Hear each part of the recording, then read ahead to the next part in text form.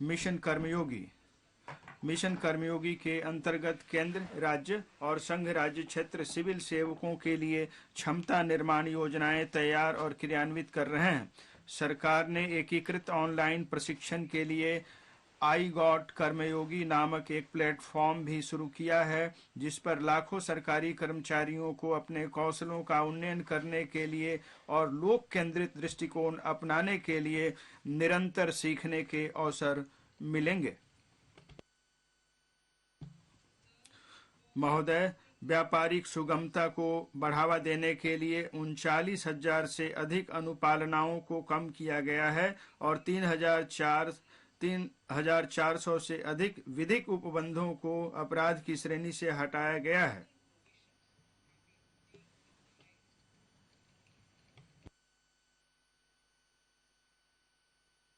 विश्वास आधारित शासन को बढ़ावा देने के लिए हमने 42 केंद्रीय अधिनियमों में संशोधन करने के लिए जन विश्वास विधेयक पेश किया है।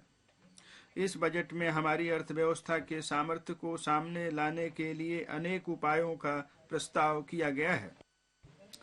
कृत्रिम बुद्धिमत्ता आर्टिफिशियल इंटेलिजेंस के लिए उत्कृष्टता केंद्र। कृत्रिम बुद्धिमत्ता को भारत में बनाएं और कृत्रिम बुद्धिमत्ता से भारत के लिए कार्य कराएं के विजन को साकार करने के लिए देश के शीर्ष शैक्षिक संस्थानों में कृत्रिम बुद्धिमत्ता के लिए 3 उत्कृष्टता केंद्र स्थापित किए जाएंगे। अग्रणी उद्योगपति कृषि, स्वास्थ्य और संधारणीय शहरों के क्षेत्रों में बहुविषयक अनुसंधान कराने, अत्याधुनिक एप्लीकेशन तैयार करने और मापनीय समस्याओं के समाधान तैयार करने में सहभागी होंगे। इससे कृषि बुद्धिमत्ता के कारगर इकोसिस्टम को प्रेरित करने और इस क्षेत्र में गुणवत्ता मानव संसाधनों को प्रशिक्षित किया जा सकेगा।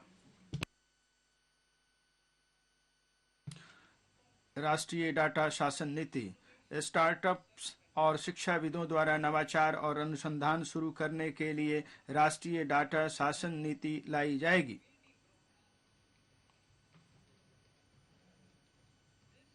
इससे अज्ञात नाम से आने वाले डाटा तक पहुंच बनाने में मदद मिलेगी। अपने ग्राहकों को जाने प्रक्रिया का सरलीकरण किया जाएगा। एक आकार सबके लिए उपयुक्त के बजाय जोखिम आधारित मानदंड अपनाकर केवाईसी प्रक्रिया को सरल बनाया जाएगा। वित्तीय क्षेत्र के विनियामकों को ऐसी केवाईसी प्रणाली रखने के लिए प्रोत्साहित किया जाएगा जो डिजिटल भारत की जरूरतों को पूरा करने के लिए सहज हो सके।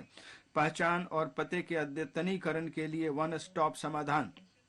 विभिन्न सरकारी एजेंसियों, विनियामकों और विनियमित निकायों द्वारा बनाए रखे गए व्यक्तियों की पहचान और पते के मिलान और अद्यतनीकरण के लिए वन स्टॉप समाधान की व्यवस्था की जाएगी, जिससे डिजी लॉकर सेवा और आधार का मूलभूत पहचान के रूप में प्रयोग किया जाएगा। अध्यक्ष महोदय, सामान्य बिजनेस पहचानकर्ता।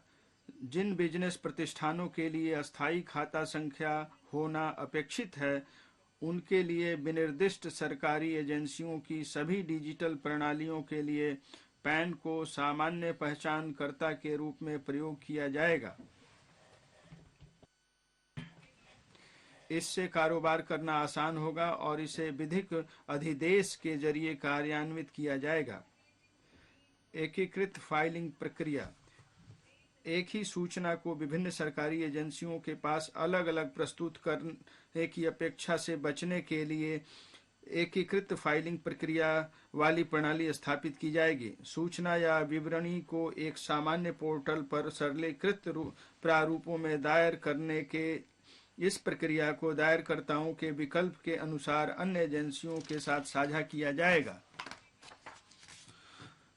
विवाद से विश्वास। एक सूक्ष्म लघु मध्यम उद्यमों एमएसएमई के लिए राहत। कोविड अवधि के दौरान यदि एमएसएमई अपनी संविदाओं को निष्पादित करने में विफल रहे तो बोली या निष्पादन प्रतिभूति से संबंधित जब्त राशि का 95% भाग सरकार और सरकारी उपक्रमों द्वारा उन्हें लौटा दिया जाएगा। इससे एमएसएमई को राहत मिलेगी। से विश्वास। विवाद से विश्वास 2 संविदागत विवादों का निपटान। सरकार और सरकारी उपक्रमों के संविदागत विवादों, जिनमें मध्यस्थम पंचायत को किसी न्यायालय में चुनौती दी गई है, के निपटान के लिए मानकीकृत शर्तों वाली एक स्वैच्छिक समाधान स्कीम लाई जाएगी। इससे विवाद की लंबितता के स्तर पर निर्भर रहते हुए श्रेणीकृत निपटान शर्तों की पेशकश करके किया जाएगा। राज्य सहायता मिशन राष्ट्रीय प्राथमिकताओं की दिशा में हमारे सामूहिक प्रयासों के लिए नीति आयोग का राज्य सहायता मिशन 3 वर्षों के लिए जारी रहेगा। परिणाम आधारित वित्त पोषण, प्रतिस्पर्धी विकास जरूरतों के लिए दुर्लभ संसाधनों को प्रायोगिक आधार पर बेहतर तरीके से आवंटित करने के लिए चुनिंदा स्कीमों के वित्त पोषण को इनपुट आधारित से परिणाम आधारित में बदल दिया जाएगा। ई न्यायालय, न्याय के प्रशासन में दक्षता लाने के लिए 7,000 करोड़ के परिव्यय से ई न्यायालय परियोजना का चरण 3 शुरू किया जाएगा।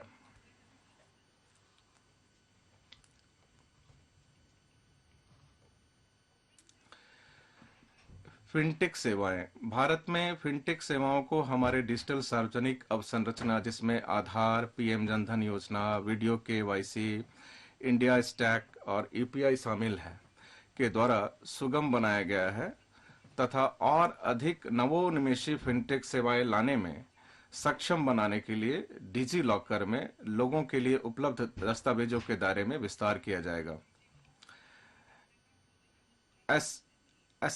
एमएसएमई, बड़े व्यवसायों और चैरिटेबल ट्रस्टों के प्रयोग के लिए एक निकाय डिजी लॉकर स्थापित किया जाएगा।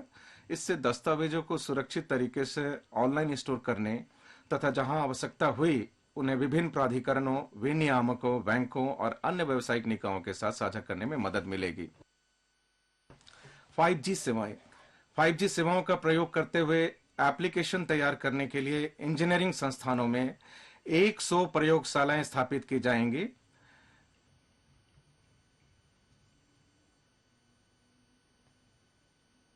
जिनसे अनेक नए अवसरों, बिजनेस मॉडलों और रोजगार की संभावनाओं से जुड़ी जरूरतों को पूरा किया जा सकेगा। ये प्रयोगशालाएं अन्य बातों के साथ साथ स्मार्ट कक्षाओं, सूक्ष्म कृषि, इंटेलिजेंट परिवहन प्रणालियों और हेल्थ केयर एप्लीकेशनों को कवर करेगी। प्रयोगशाला में उत्पन्न हीरे एक प्रौद्योगिकी आधारित और नवीन सिद्धांत से प्रेरित एक उभरता क्षेत्र है, जिसमें रोजगार की बहुत बड़ी संभावनाएं हैं। ये हीरे पर्यावरण हितैषी हैं, जिनमें वही प्रकाशीय और रासायनिक गुण होते हैं जो प्राकृतिक हीरों में होते हैं। एलजीडी सीड्स और मशीनों के स्वदेश में ही उत्पादन को बढ़ावा देने के लिए और आयात पर निर्भरता घटाने के लिए एक आईआईटी को 5 वर्षों के लिए अनुसंधान और विकास अनुदान प्रदान किया जाएगा। एलजीडी के उत्पादन की लागत को कम करने के लिए एलजीडी सीड्स पर सीमा शुल्क की दर की समीक्षा करने का प्रस्ताव भाषण के भाग ख में दर्शाया जाएगा।